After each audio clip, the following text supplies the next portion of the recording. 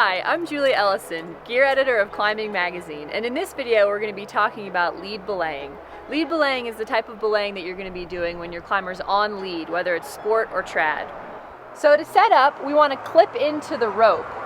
You want to take your belay device, like this tube style device is the VC Pro from Wild Country, your locking belay beaner, pick up the rope, make a bite, run it through the belay device, run the beaner through the belay device, the rope, and then onto the belay loop of your harness. Making sure to lock the beaner. See, it's locked. It's through everything. And keep in mind, this is the break end of the rope, so I want that running through these grooves that are going to create more friction. This is the climber end of the rope. So one thing you want to consider is where you stand in relation to the route.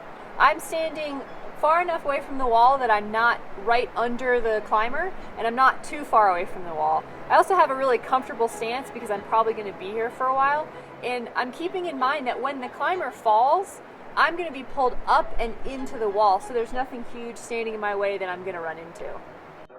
So once you've double checked that you're good to go and your climber's not as good, your climber's going to start moving up the wall.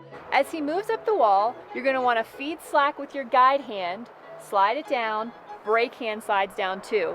Notice I'm keeping my brake hand on the rope, it never comes off. That's rule number 1 of belaying. Rule number 2 is also always pay attention to your climber.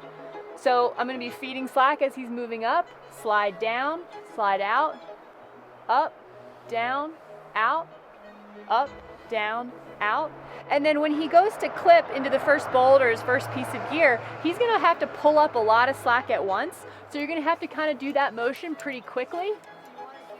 And it'll become muscle memory. It'll become really simple to go up, down, out, up, down, out. So notice how much slack I have in the rope right now. It's a nice gentle loop. There's not too much so that if he were to fall, he'd fall an extra 3 to 5 feet, but it's also not so tight that when he climbs up, I'm actually pulling down on him with the rope. Fine.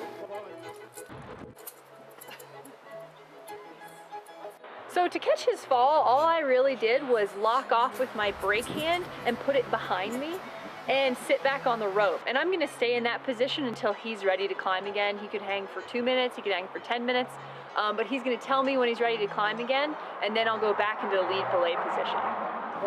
Climb on.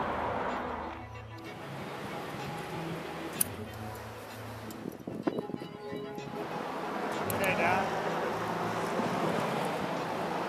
That was really good.